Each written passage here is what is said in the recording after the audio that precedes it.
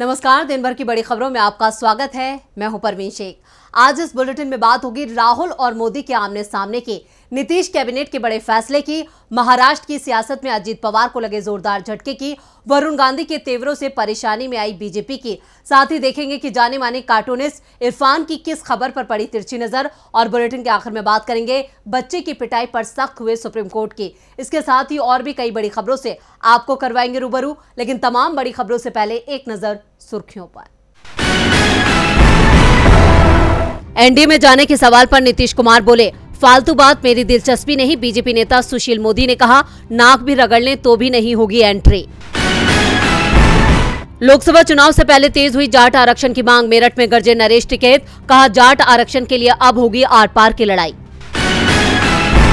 कांग्रेस नेता सुप्रिया श्रीनेत ने की जातिगत जनगणना की मांग, महिला आरक्षण को लेकर बीजेपी पर साधा निशाना, कहा ठग्गू के लड्डू बीजेपी की टैगलाइन। बढ़त के साथ बंद हुआ शेयर बाजार, सेंसेक्स 15 अंकों की बढ़त के साथ 66,024 पर हुआ बंद, निफ्टी बिना नुकसान के 19,675 अंकों पर हुआ बंद। ये तो थी सुर्खियां और अब बात आज की सबसे बड़ी खबर की। देश का सियासी पारा अपने उफान पर है। आज पीएम मोदी और राहुल गांधी ने एक दूसरे पर जमकर शब्दों के तीर छोड़े। भोपाल में पीएम मोदी कांग्रेस पर बरसे तो राहुल गांधी ने छत्तीसगढ़ में पीएम मोदी के खिलाफ मोर्चा खोला। तो कैसे पीएम मोदी को राहुल गांधी ने दिया करारा जवाब, देखते हैं ये रिपोर्ट। 2024 की जंग पीएम मोदी और राहुल गांधी के बीच होने वाली है, जिसका संकेत आज भोपाल रैली में पीएम मोदी ने तो उधर छत्तीसगढ़ की रैली में राहुल गांधी ने दे दिया है। राहुल गांधी जिस अंदाज में बीजेपी और पीएम मोदी पर आक्रामक हैं, उससे साफ है कि आने वाले दिनों में जुबानी जंग और तेज होने वाली है। राहुल गांधी ने आज बिलासपुर में मुख्यमंत्री ग्रामीण आवास न्याय योजना की शुरुआत की। राहुल गांधी ने कहा कि देश में 2 रिमोट कंट्रोल हैं। कांग्रेस कैमरे के सामने रिमोट कंट्रोल दबाती है, जबकि बीजेपी छुप छुप कर रिमोट दबाती है। उन्होंने कहा कि बीजेपी वाले रिमोट कंट्रोल का बटन दबाते हैं तो अडानी को मुंबई एयरपोर्ट, रेलवे का कॉन्ट्रैक्ट मिल जाता है। हम बटन दबाते हैं तो किसानों को खाते में पैसा मिलता है, अंग्रेजी स्कूल खुलते हैं। बीजेपी बटन दबाती है तो पब्लिक सेक्टर प्राइवेटाइज हो जाते हैं, आपका जल, जंगल और जमीन अडानी के हवाले हो जाता है। राहुल यही नहीं रुके, उन्होंने कहा कि ओबीसी, दलितों, आदिवासियों और महिलाओं की सहभागिता सुनिश्चित करने के लिए जातीय जनगणना जरूरी है। कांग्रेस चुनाव के बाद सत्ता में आई तो वो जातीय जनगणना जरूर कराएगी। राहुल गांधी के इस वार से बीजेपी बेहाल है। वहीं भोपाल पहुंचे पीएम मोदी ने कहा कि मोदी यानी हर गारंटी पूरी होने की गारंटी है। जब मोदी गारंटी देता है तो वो जमीन पर उतरती है, घर घर पहुंचती है। कांग्रेस पर बड़ा हमला करते हुए पीएम मोदी ने कहा कि कांग्रेस को अब कांग्रेस के नेता ही नहीं चला रहे, अब कांग्रेस एक कंपनी बन गई है। नारों से लेकर नीतियों तक हर चीज आउटसोर्स कर रही है। ये ठेका अब कुछ अर्बन नक्सलियों के पास है। कांग्रेस में अब अर्बन नक्सलियों की चल रही है। पीएम मोदी के इस बयान से साफ है कि राहुल की लोकप्रियता और कांग्रेस की बढ़ती ताकत से पीएम मोदी भी घबरा गए हैं। उनको समझ नहीं आ रहा है कि वह कैसे कांग्रेस और राहुल की रफ्तार पर ब्रेक लगाएं। वहीं राहुल गांधी को पूरा भरोसा है कि 5 में से 4 राज्यों के विधानसभा चुनाव में कांग्रेस की जीत होगी। शायद राहुल के इस विश्वास से पीएम मोदी डर गए हैं। राहुल गांधी की इस ललकार से बीजेपी परेशान है। वहीं बिहार में सीएम नीतीश की रणनीति से भी बीजेपी परेशान है। मुख्यमंत्री नीतीश कुमार ने आज कैबिनेट की बैठक बुलाई थी। आज की बैठक में कई महत्वपूर्ण एजेंडों पर मोहर लगी। बिहार कैबिनेट की बैठक में कुल 9 प्रस्तावों को मंजूर किया गया है। और क्या कुछ खास रहा बैठक में, देखते हैं ये रिपोर्ट। बिहार के मुख्यमंत्री नीतीश कुमार ने यह साफ किया है कि अभी मंत्रिमंडल का विस्तार नहीं होने जा रहा है। दरअसल ये बात इसलिए कही जा रही है क्योंकि लगातार 1 साल से मंत्रिमंडल विस्तार को लेकर चर्चाओं का बाजार गर्म है। जब से नीतीश कुमार ने महागठबंधन के साथ हाथ मिलाकर बिहार में एनडीए से अलग होकर सरकार बनाई है, कांग्रेस की तरफ से 2 सीटों की डिमांड लंबे वक्त से की जा रही है। मगर अब मुख्यमंत्री नीतीश कुमार ने यह साफ कर दिया है कि मंत्रिमंडल का विस्तार नहीं होगा। इसी के साथ साफ हो गया है कि कैबिनेट में अभी कांग्रेस की नई एंट्री नहीं होने वाली है। सीएम नीतीश की अध्यक्षता में कैबिनेट की 6 दिन के अंदर ये दूसरी बैठक हुई थी, जिसमें कुल 9 एजेंडों पर मोहर लगी है। बिहार सरकार ने मरीजों को बड़ी राहत दी है। पटना के IGIMS में मुफ्त दवाई और इलाज होगा। इतना ही नहीं, बिहार सरकार ने जांच भी मुफ्त कर दी है। सिर्फ रजिस्ट्रेशन, डिलकस रूम और प्राइवेट वार्ड में रहने का चार्ज लगेगा। महागठबंधन सरकार के मुफ्त इलाज के एजेंडे की तरह ये स्वीकृति दी गई है। लोकसभा चुनाव से पहले नीतीश सरकार ने अल्पसंख्यक वर्ग के वोट बैंक को पूरी तरह से ध्यान में रखते हुए अल्पसंख्यक वर्ग के युवाओं को रोजगार देने के लिए सीएम अल्पसंख्यक उद्यमी योजना की शुरुआत की है। वहीं कांग्रेस को कैबिनेट में शामिल करने के फैसले को फिलहाल टाल दिया गया है। खबरों की माने तो 5 राज्यों के विधानसभा चुनाव के नतीजों के बाद ही नीतीश कांग्रेस को कैबिनेट में शामिल करने को लेकर फैसला लेंगे। नीतीश के हर दांव से बिहार में बीजेपी को झटके लग रहे हैं। झटका तो आज महाराष्ट्र में अजीत पवार को भी लगा है। एनसीपी नेता अजीत पवार को अपने चाचा शरद पवार से बगावत करना महंगा पड़ने वाला है। शरद पवार गुट के नेताओं को अपने खेमे में करने में जुटे अजीत पवार को एकनाथ खड़से ने अंगूठा दिखा दिया है। क्या है पूरी खबर, देखते हैं ये रिपोर्ट। महाराष्ट्र की राजनीति में शिवसेना के साथ ही एनसीपी का सियासी ड्रामा भी जारी है। एक तरफ शिवसेना के मामले में महाराष्ट्र विधानसभा के स्पीकर राहुल नार्वेकर अयोग्य घोषित करने वाली याचिकाओं पर सुनवाई कर रही हैं, तो वहीं दूसरी तरफ राष्ट्रवादी कांग्रेस पार्टी के नेता एकनाथ खड़से ने बड़ा दावा किया है। दरअसल उन्होंने कहा है कि महाराष्ट्र के डिप्टी सीएम अजीत पवार के एक वफादार ने उनसे संपर्क किया था और उनसे गुट में शामिल होने के लिए कहा था, लेकिन उन्होंने इस प्रस्ताव को अस्वीकार कर दिया।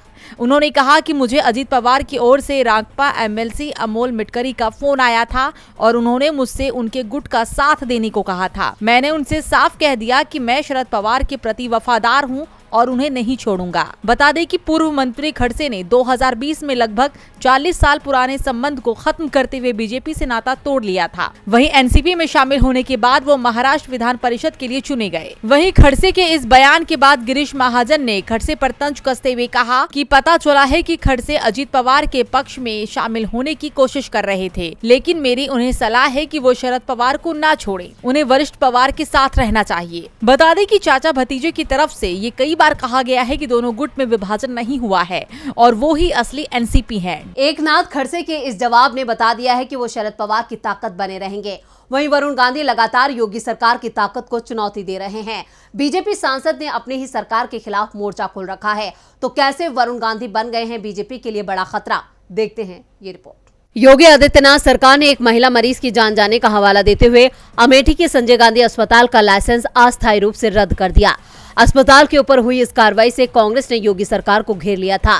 खुद बीजेपी सांसद वरुण गांधी भी डिप्टी सीएम ब्रजेश पाठक को पत्र लिखकर अस्पताल को फिर से चालू करने का अनुरोध कर चुके हैं, लेकिन अभी तक अस्पताल शुरू नहीं हुआ है, जिसके बाद वरुण ने अपने तेवर सख्त करते हुए साफ कह दिया कि एक व्यक्ति के अपराध के लिए पूरे संस्थान को आप बंद नहीं कर सकते।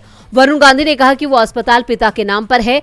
मेरी दादी स्वर्गीय इंदिरा गांधी द्वारा स्थापित संस्था है जिससे मेरा भावनात्मक लगाव है और एक व्यक्ति के अपराध के लिए पूरे संस्थान को आप बंद नहीं कर सकते। उन्होंने ये भी कहा कि पिता के नाम पर बने अमेठी के संजय गांधी अस्पताल से वो भावनात्मक रूप से जुड़े हैं, लेकिन इसका न्याय के लिए निष्पक्ष जांच की उनकी मांग से कोई लेना देना नहीं है। उन्होंने कहा कि गरीबों की सेवा करने वाली संस्था बनाने में पीढ़ियां लग जाती हैं। एक तरफ यूपी के स्वास्थ्य मंत्री ब्रजेश पाठक पहले ही साफ कर चुके हैं कि फैसला सख्त भले ही हो लेकिन ये सही है, तो दूसरी तरफ कांग्रेस अस्पताल के ऊपर की गई कार्रवाई को पूरी तरह अवैध बता रही है।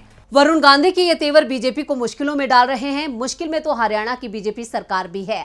आज महागठबंधन ने एक बार फिर बीजेपी के खिलाफ जोरदार हुंकार भरी। हरियाणा के कैथल में ताऊ देवीलाल की 110वीं जयंती पर बड़ी रैली का आयोजन हुआ। इस आयोजन पर विपक्षी महाजुटान का दावा किया गया। हरियाणा से विपक्षी एकजुटता का संदेश देने के लिए INLD ने करीब 15 विपक्षी पार्टियों को निमंत्रण भेजा था। तो कौन कौन हुआ रैली में शामिल, देखते हैं ये रिपोर्ट। हरियाणा के कैथल में चौधरी देवीलाल की 110वीं जयंती पर इनेलो की तरफ से सम्मान रैली का आयोजन किया गया। इस रैली के लिए कांग्रेस को भी न्योता दिया गया था। इसके बाद भी कांग्रेस ने इस रैली से दूरी बनाकर रखी, तो वहीं बिहार के मुख्यमंत्री नीतीश कुमार भी नहीं पहुंचे। टीएमसी के सांसद डेरेक ओब्रायन रैली में शरीक हुए और बोले कि बीजेपी को हराने के लिए बड़े दलों को अहंकार छोड़ना होगा। तो वहीं उन्होंने मोदी सरकार पर भी महिला आरक्षण बिल को लेकर निशाना साधा और कहा कि महिला आरक्षण बिल मोदी का जुमला है और नया संसद भवन होटल है। जम्मू कश्मीर के पूर्व मुख्यमंत्री फारूक अब्दुल्ला ने भी कांग्रेस की दूरी पर अपनी बात रखी। फारूक अब्दुल्ला ने कहा कि विपक्ष अकेले नहीं लड़ सकता है, हम तभी जीतेंगे जब हम साथ लड़ेंगे। कांग्रेस समेत सभी दलों से कहना चाहता हूं कि हम सब एक साथ मिलकर ही कामयाब हो सकते हैं। गौरतलब है कि हरियाणा के पूर्व मुख्यमंत्री और कांग्रेस के वरिष्ठ नेता भूपेंद्र सिंह हुड्डा इनेलो से गठबंधन के खिलाफ हैं। ऐसे में सियासी गलियारों में तो यही कयास लगाए जा रहे हैं कि कांग्रेस हुड्डा की नाराजगी को देखते हुए ही इनेलो की रैली में शामिल नहीं हुई। तो वहीं आपको बता दें कि इस रैली में बिहार के मुख्यमंत्री नीतीश कुमार, राष्ट्रीय जनता दल के सुप्रीमो लालू प्रसाद यादव, समाजवादी पार्टी के अध्यक्ष अखिलेश यादव, एनसीपी के शरद पवार, पूर्व सीएम उद्धव ठाकरे, सीताराम येचुरी और तेजस्वी यादव जैसे बड़े नेता भी नहीं पहुंचे। हालांकि अकाली दल के अध्यक्ष सुखबीर सिंह बादल और भीम आर्मी प्रमुख चंद्रशेखर आजाद के साथ साथ भाजपा के नेता और पूर्व केंद्रीय मंत्री वीरेंद्र सिंह भी रैली में मौजूद रहे। आपको बता दें कि इस सम्मान रैली में शामिल होने के लिए इनेलो नेता अभय चौटाला खुद कांग्रेस अध्यक्ष मल्लिकार्जुन खड़गे को न्योता देने गए थे। बावजूद इसके कांग्रेस इस रैली में शामिल नहीं हुई। हरियाणा में इस बार विपक्षी गठबंधन बीजेपी के लिए बड़ी चुनौती बनने वाला है। चुनौती तो गुजरात में होते पुल हादसे भी बन रहे हैं। कोई टूटे हुए पुल पर लटक रहा था तो कोई पानी में हाथ पैर मार रहा था, कोई बचे हुए पुल के हिस्से तक पहुंचने की कोशिश में लगा था। गुजरात के मोरबी में लोगों ने जो मंजर देखा था वो परेशान करने वाला था। हम बात कर रहे हैं गुजरात के मोरबी शहर में हुए पुल हादसे की। उस हादसे को 10 महीने बीत चुके हैं, लेकिन लगता है कि अभी तक राज्य ने हादसे से कोई सबक नहीं सीखा है और शायद यही वजह है कि राज्य में एक और पुल हादसे ने सबको हैरान कर दिया है। गुजरात में टूटते पुल की तस्वीरों ने हर किसी को हिला दिया है। सवाल यह है कि इस पुल के टूटने का असली जिम्मेदार कौन है? क्या भ्रष्टाचार, लापरवाही और लालच के कारण पुल पानी में बह गया? सवाल कई हैं, लेकिन इसका जवाब किसी के पास नहीं है। दरअसल सुरेंद्र नगर में अचानक एक मेन पुल टूट गया। इस पुल के टूटने के बाद का वीडियो भी सामने आया है। खबर है कि वडवान तालुका के वसादी और चुडा गाँव को जोड़ने वाला मुख्य पुल टूटा है। पुल जैसे ही टूटकर गिरा तो आसपास चीख पुकार मच गई। खबर लगते ही स्थानीय लोगों और गांव के सरपंच घटनास्थल पर पहुंच गए। इसके बाद पुलिस और प्रशासन की टीमें मौके पर पहुंची और राहत और बचाव का काम शुरू किया।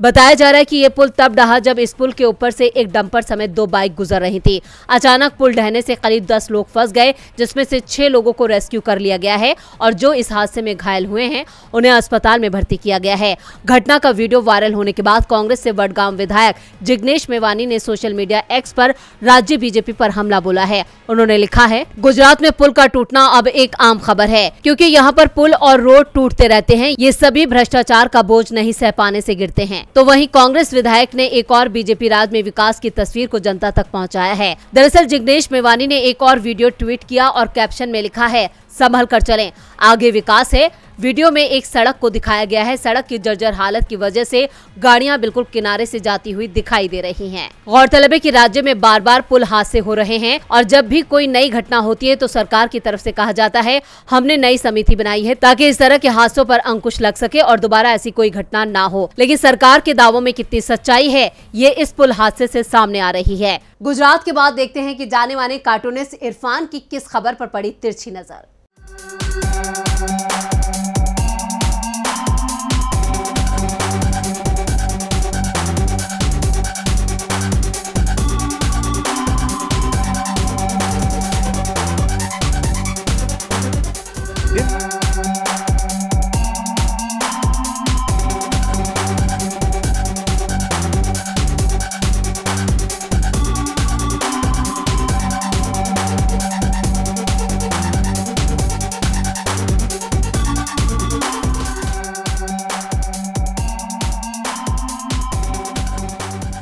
कांग्रेस ने अर्बन नक्सल को आउटसोर्स कर लिया है, ऐसा कहना है पीएम मोदी का।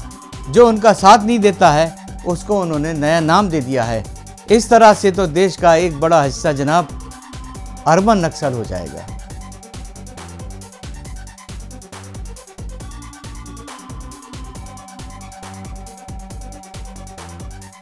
बहुत बहुत शुक्रिया इरफान जी। और बुलेटिन के आखिर में बात, बच्चे की पिटाई पर सख्त हुए सुप्रीम कोर्ट के। स्कूल में बच्चों की सुरक्षा की जिम्मेदारी जितनी स्कूल प्रशासन की है उतनी ही सरकार की भी है, लेकिन योगी सरकार के राज में तो मासूमों के साथ बदसलूकी की जा रही है, जिसका वीडियो सोशल मीडिया पर वायरल हो रहा है। इसे लेकर सुप्रीम कोर्ट ने स्कूल प्रबंधन से लेकर योगी सरकार को फटकार लगाई है, साथ ही कई सवाल भी दागे हैं। स्कूल में माता पिता अपने बच्चे को पढ़ने के लिए भेजते हैं और ये विश्वास रखते हैं कि उनका बच्चा स्कूल में सुरक्षित रहेगा, लेकिन अक्सर ऐसी घटनाएं सामने आ जाती हैं जहां बच्चों को स्कूल में तकलीफ पहुंचाई जाती है और इसे लेकर पेरेंट्स टेंशन में रहते हैं। पिछले दिनों मुजफ्फरनगर से भी एक ऐसा ही मामला सामने आया था, जिस पर सुप्रीम कोर्ट में सुनवाई हुई। इस दौरान कोर्ट ने बच्चे के साथ दुर्व्यवहार का वीडियो वायरल होने पर चिंता जाहिर करते हुए कहा कि इस घटना को हल्के में नहीं लिया जा सकता है। वीडियो से साफ है कि स्कूल में शिक्षक बच्चे के धर्म के बारे में टिप्पणी कर बाकी बच्चों को उसकी पिटाई करने के लिए बोल रहे हैं। ये कैसी पढ़ाई हो रही है?